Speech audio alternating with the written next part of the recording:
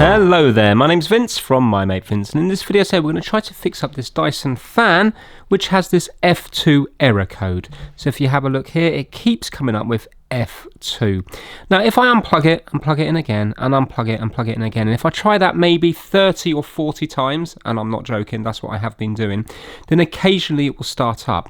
When it starts working, it works absolutely fine all night long. So this is my son's fan. I previously fixed this in a video probably around a year and a half, maybe 2 years ago now. From memory, it was some sort of liquid damage, or maybe a pet had decided to urinate on it, and the circuit board down here was all charred. I can't remember if there was any other problems with this one, but anyway, we got it sorted, and it has been fine since, but this F2 error code has been happening more and more. Sometimes I can get it to work by taking it apart, and I've cleaned out all the filters and stuff, but simply taking it apart and putting it back together again seems to make it work. But then when you go to turn it off and on again, often it will come up with the F2. So now if I was to turn it off and turn it back on again, it will go to F2. And I've got it on the lowest setting because I thought it might be related to struggling to power, for example, a 4 or 5 setting. So I've put it down to number 1. And it's the same problem. Now when you look up F2 error code with Dyson, it says that it's a power problem, so try plugging it into a different outlet. It doesn't matter where I plug this in, it's the same problem. Also, other people say it's if something's blocked in the motor, but I know that this motor is completely clear because I've taken this apart a couple of occasions now to clean out all the filters and stuff on the inside, so it's definitely not that, and it's been put together properly. Interestingly, oscillation will always work, so you can see it's oscillating now even with the F2 error code. So what I'm going to do in this video is try to fix that. The problems I'm going to have is that it's so intermittent that if it's working, it might work, for example, 3 or 4 times on the go once it starts working. It would only be the next day again that it won't work. So I think it might be a hard one to actually prove whether we fixed the problem or not, unless of course we can see something obvious.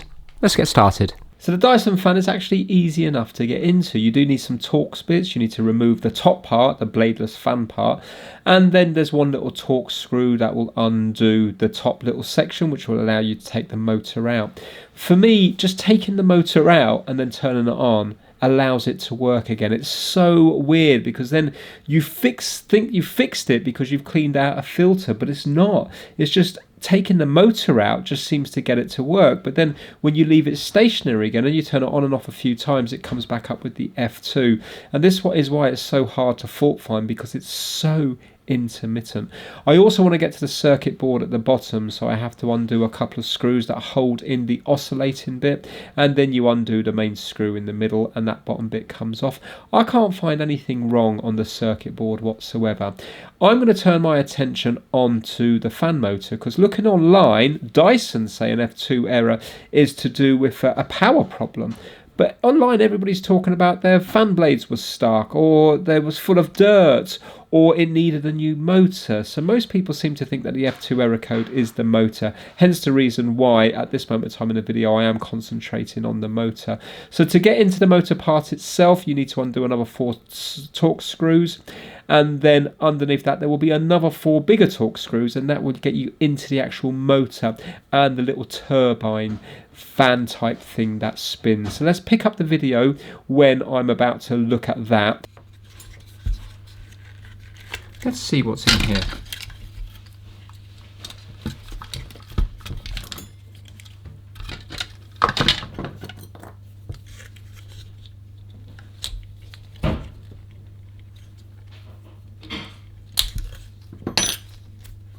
Now we've got a connection.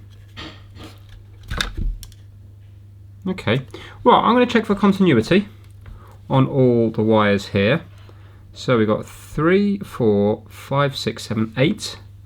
1, 2, 3, 4, 5, 6, 7, 8.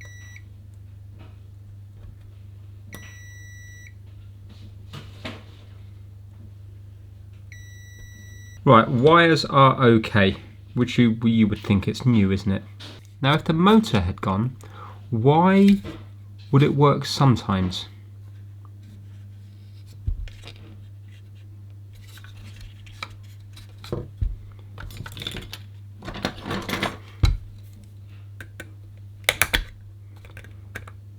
I'm going to struggle.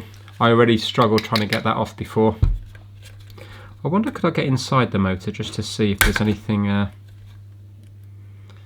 anything obvious.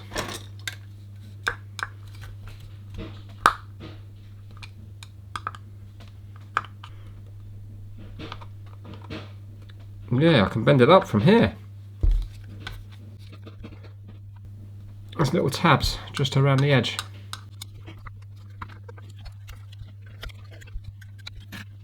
Just come in.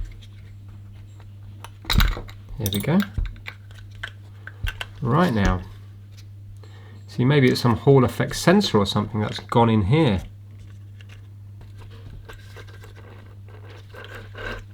Oh, it feels so rough now. Wow. So rough.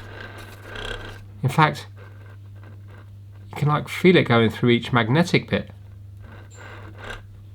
Dearie me, I didn't think it would. I didn't think this would smooth it out that much.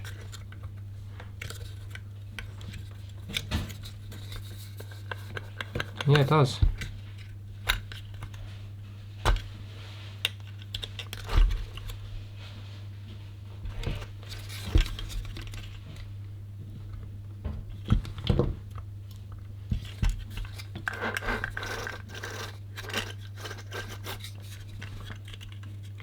I'm not sure how to measure Hall effect sensors.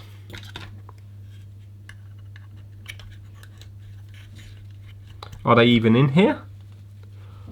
Or is it something? No, it must be, because it must have to position. It must know where to position this. I presume that's what's at the other end of these. No, they're the coils, aren't they? I can see little wires going down from them. You can see the tiny little wires here, here, here, and here.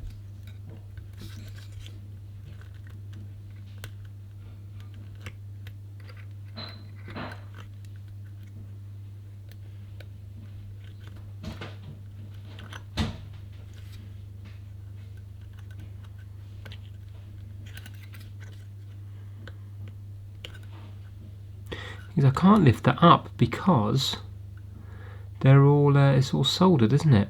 It's going to be on the coils. I don't know what they should be reading. I just want to see if we've got anything in between. I'll tell you what, let's go in between the casing and here. Will that give us anything? No. Let's go on here. See what it gives us. Right, 106 ohms. Let's go on there to there. 107. 53. Right, now let's go between here and here.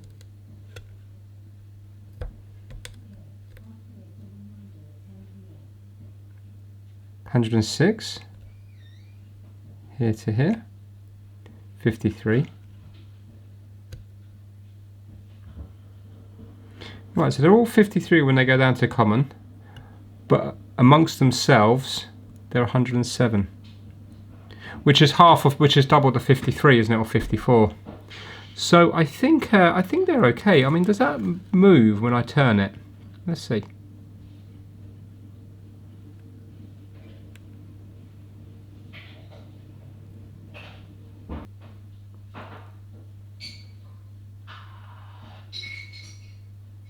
It's weird, I'm on it pretty hard, and every time it stops it will stay at the 108 or 106 or 107, but look, when I move it really goes down. So maybe that's normal.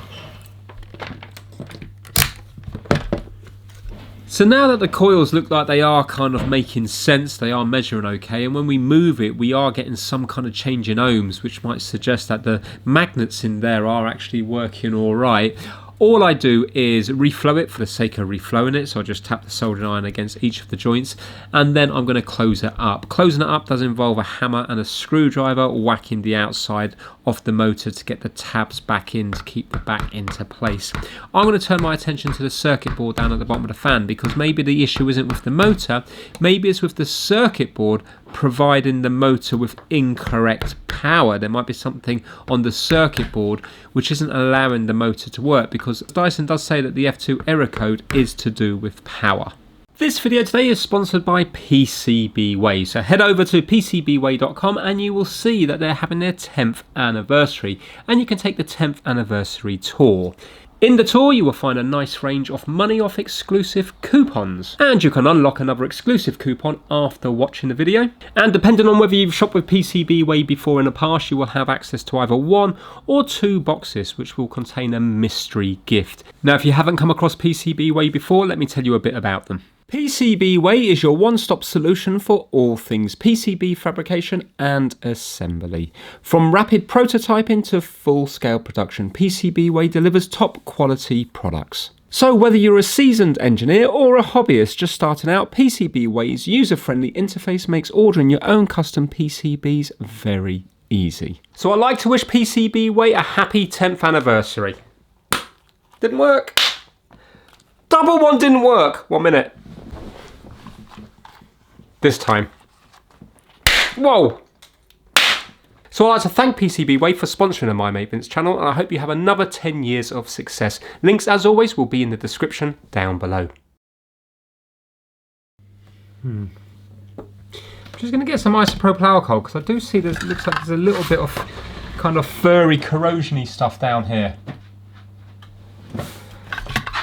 Just down in here.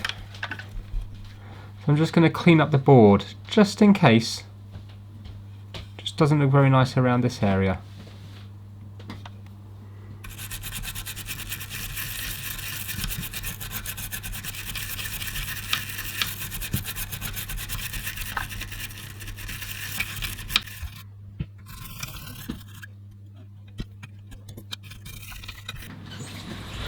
Right, so I'm going to let that dry, and then I'm going to try it again. And then do you know what I'm going to do? I'm going to get my hot air station. I'm going to heat up that tiny little cap there, just to see. It could be capacitor related, because we have a massive one here, a mains one here, 400 volt, but this one here is 25 volt. So I'm just going to heat up that, and then see if anything happens.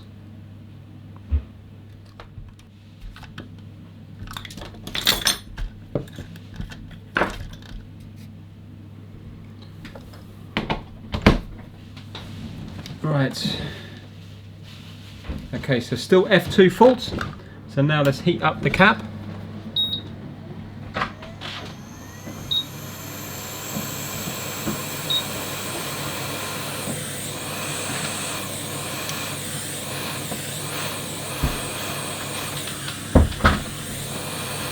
Just going to try it now. Interesting. Could be complete coincidence. But it worked then, didn't it? Let's try it again.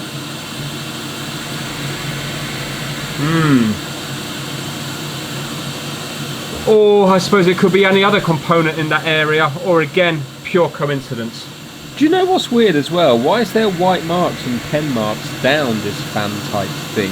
It's like they've been done for timing at the factory. I'll turn it on and off. Imagine if it was as simple as that little cap.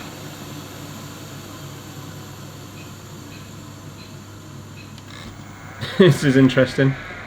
Right, let's kill power and let it drain. Wow, there was enough power there to actually turn the fan on there.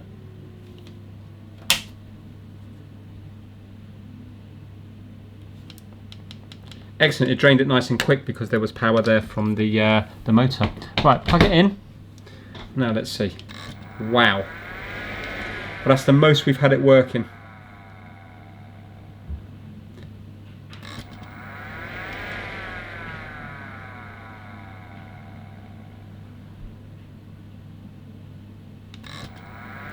Could it be a problem with the electrolytic cap? Of course, you have got the main brain down in that corner as well, haven't you? That corner down there, you've also got the main brain. So maybe I just applying a bit of heat there. That it's, I mean, it wasn't the IPA because it didn't work after the IPA.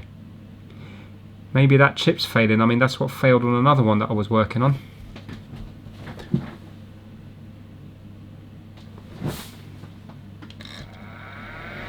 That's pretty amazing. Okay, I think I'm going to change out the cap. I mean, it could be the chip, but I'm going to change out the cap. But from memory, you can't buy those chips. They're programmed. They're programmed to this, so you'd only be able to get another one out of a working Dyson. Well, in the all of tonight, that's the first time I've had it working, like what, 10 goes on the trot or more. So that's good. Let it drain. Right, let's pop the board out, swap that cap out and see if it starts working. Now, I think it got cut out from earlier in the video, so I'll mention it now. You've got to be so careful working on a board like this because it's all high voltage. When I worked on it a year and a half ago, I was working on a chip and I was like trying to measure for 5 volts, and it was only afterwards I was told that I was lucky I didn't like blow up my bench power supply, because this board, there's no isolation from high to low voltage. So I just said to you that the capacitor is a 25 volt cap, so you might think it's safe to work on if it was live, but it could be the difference between 300 volts and 325 volts. For example, the chip, the main brain, is working on, let's say, 5 volts. So you think, oh, it must be safe to work on, it's only 5 volts. But the whole board could be at 300 volts, and that chip's working on at 305 volts because there's a 5 volt difference between 300 volts and 305. So the board's working quite happy in its own right. But me sat here, I'm at 0 volts. So when I put my fingers in there on a chip which I think is 5 volts, it's actually 305 volts and it could electrocute me. You've got to be so careful. I mean, look at this board here. You can't see any isolation, can you, between the higher voltage side where it comes in and the lower voltage side. So yeah, be really careful working on this board. It would be an extremely dangerous one to work on. Screw's very corroded down by the cap. But remember, this had water damage before, or liquid damage, or urine damage, I think it actually was.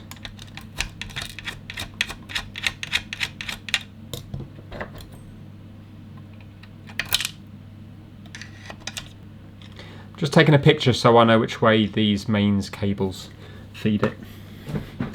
It's AC, so I don't think it makes a difference anyway. These are the locking ones, so you have to press in the little tab to take them out.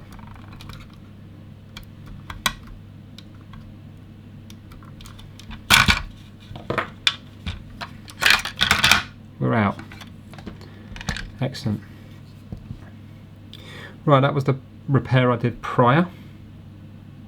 We've actually got circuitry under here as well.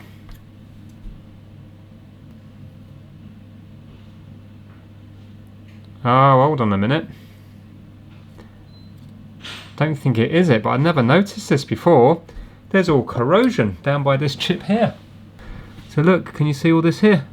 Heavily corroded. So let's get some isopropyl on that, give that a clean. And also I think we're going to have to get some flux and try to maybe reflow. As well as that, I'm not happy with some of the joints down here. They look worse than what I remember when I did this before.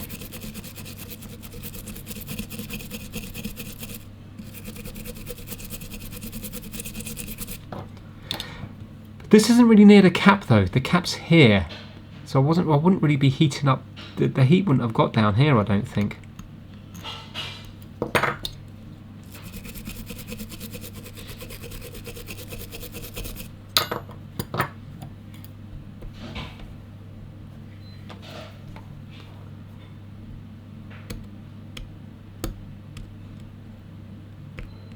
Now the sensible thing to do here would be probably to reflow this and sort out a few of the joints here and see if it works. It's just that when we heated up this cap in this corner, it did start to work. So I think it's probably more likely to be capacitor related rather than this. So I am just going to do everything together. I don't think, although this looks messy, I don't think this was causing a problem. Do you know what? For the sake of the video, maybe I should do this before doing the cap. Or the very fact of heating the cap up now, although it's gone cold, I wonder, is it going to just keep on working? So I didn't even heat it up that much.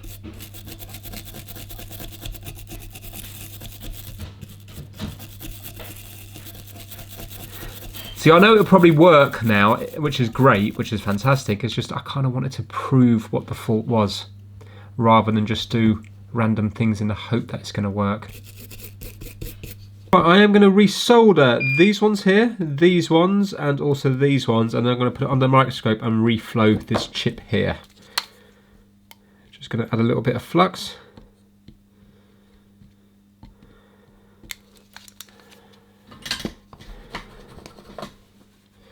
And I'm using some leaded solder. So whilst I'm cleaning up these joints, let's give a shout out to them. My mate Vince Massive. The members this month are kiddigital.com, Kip Hakes, Max Rokotansky, Chris Seal, Felipe at MrKeeps.com, DJVG, Pigsy, Anthony Dean, Bazza2, Russ Melanson, Gaspar Heller, Rickard Berglund, Soul Reaver 555, Shamsa Al Sawadi, Stuart Park, Stephen from the Broken Past on YouTube, and Rob Taylor. Massive thanks to each and every one of you.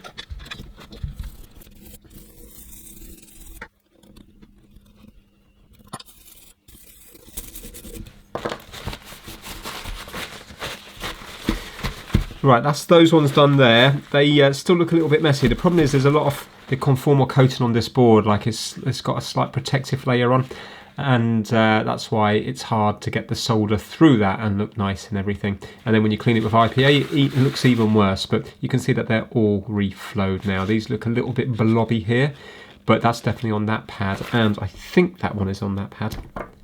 It's probably fine underneath the, yeah, that's on that one. It's probably fine underneath them anyway. Because remember, these go, the little pads go slightly underneath the actual components on these ones. Right, let's get the microscope out and zoom in on this and see if we can do anything with it. Okay, so you can see here that we have a fair bit of corrosion, don't we?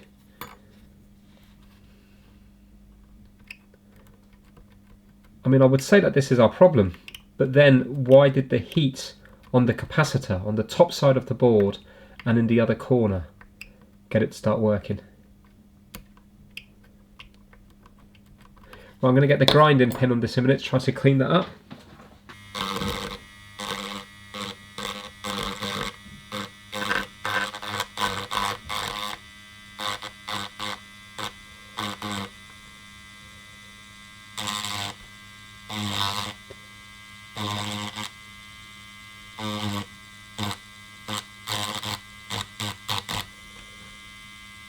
I think they're okay actually.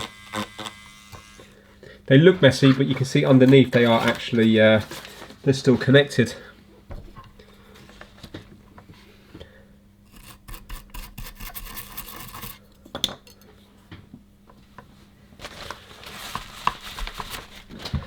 Let's try to reflow it anyway.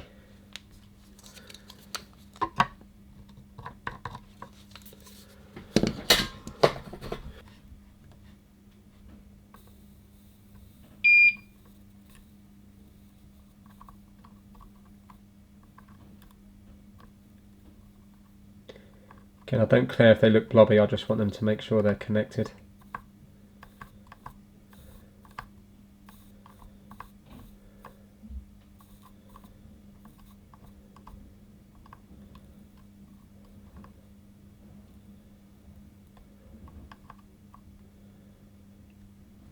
They're okay. I'll clean at the ends. And let's do this side.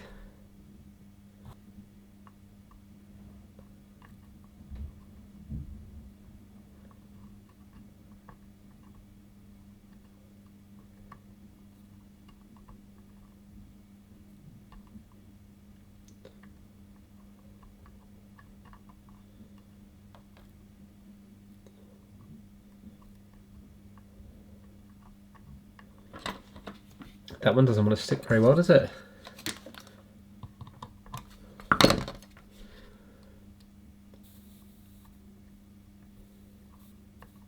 There we go.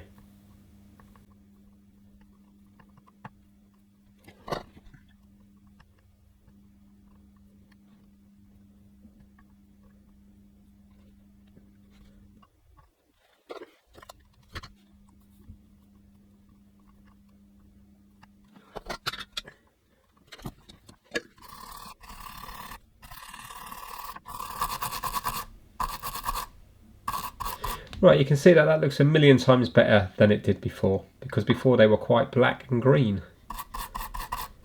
Well, I'm going to put it back together just to see if it works. Hopefully it won't. Then hopefully when we change out the capacitor it will work, and that way then we've proved that it was the capacitor all along. But clearly this needed doing, because maybe it would have failed a few months down the line if the corrosion kept on it.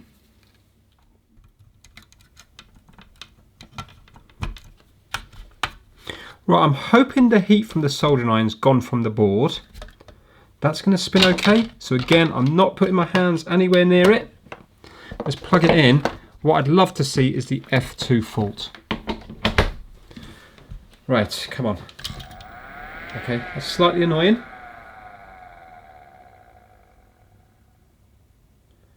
Do it again. Unless by heating up the capacitor, we've redone something on it. Okay. I think this video might be a bit inconclusive. It's just going to keep on working now, isn't it?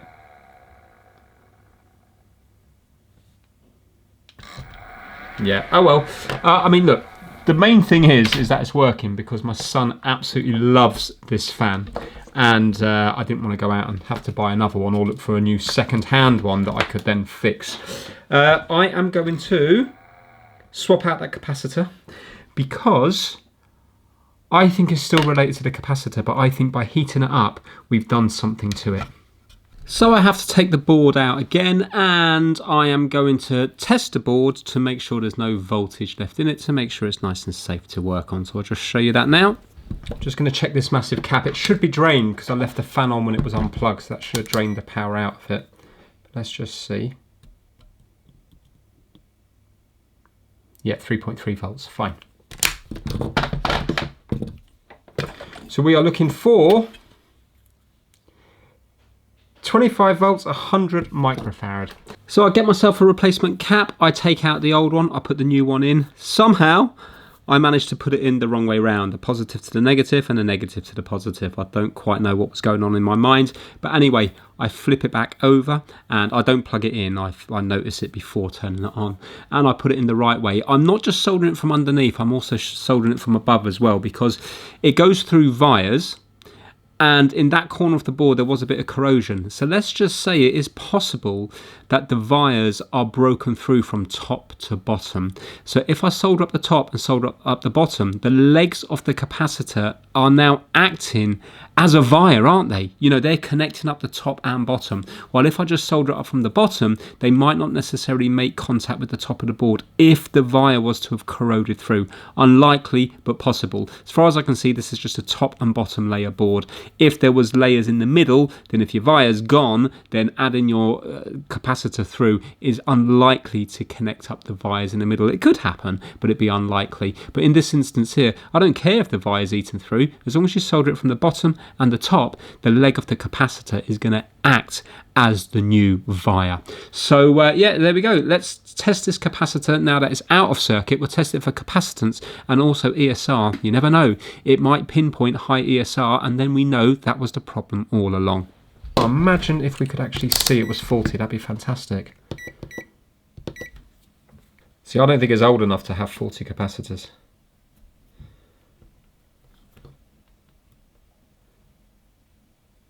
Come on. That's annoying. 102. Perfect capacitance. Right, let's check it for ESR. Right. 25 volts, 100 microfarad. Worst case scenario is 0.32. Let's see what it's measuring. 0.32 is the worst case scenario. 0.32. And it's only 0.09. That capacitor's okay. Do you know what? I'm going to keep that capacitor. I don't think there's anything wrong with that. So when I heated up that, you know what? It could be that chip, couldn't it? Oh no.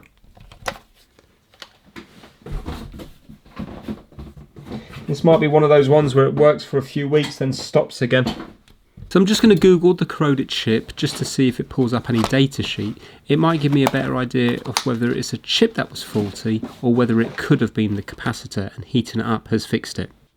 Right, I've cleaned off the conformal coating, and you can see it says HC14 and then it says 06K tiny G4 AYY.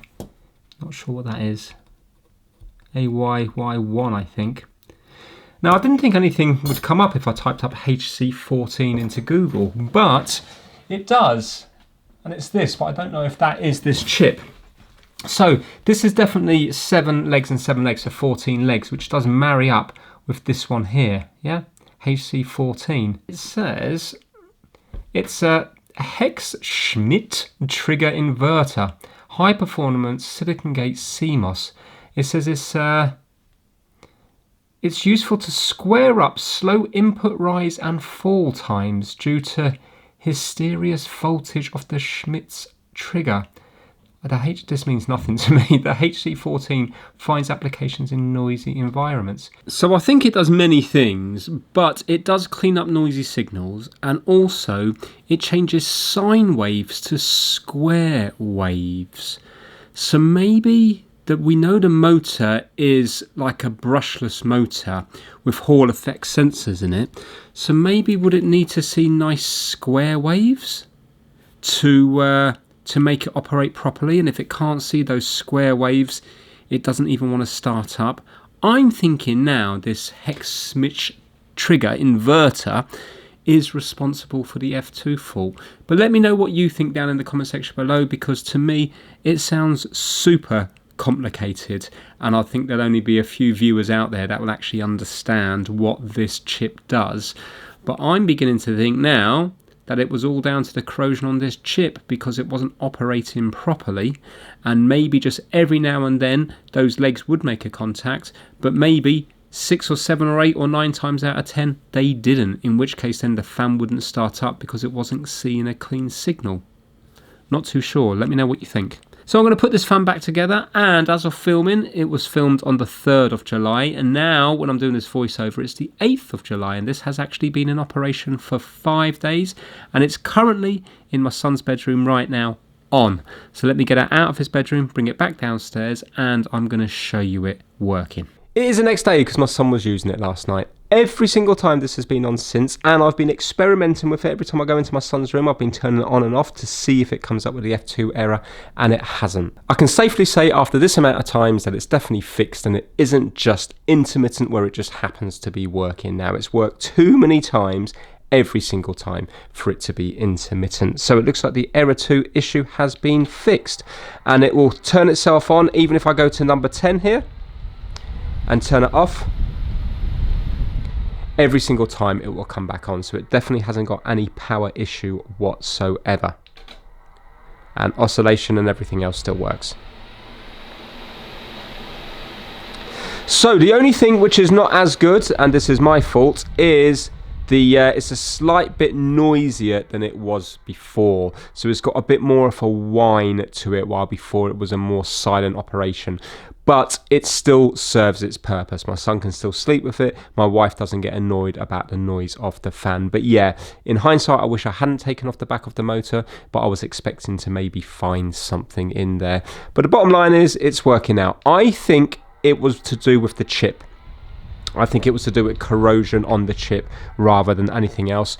The fact of heating up the board, maybe I just expanded something a tiny bit and it made the chip contact a little bit better. I think where the joints were corroded, maybe it was making a bad contact there, or there might have been corrosion between the pins, which meant it couldn't produce a clean signal. But you put what you think down into the comment section below, because no doubt it will help other people out who are looking for the F2 error code. So in my instance here, I believe it was all to do with a power related issue rather than anything to do with the motor itself. So yeah, I'm very happy, because it means that this fan is now hopefully going to be operational for longer, which is great for me, hopefully many years to come. If you enjoyed this video, give it a massive thumbs up. Thank you so much for watching. Take care, everyone.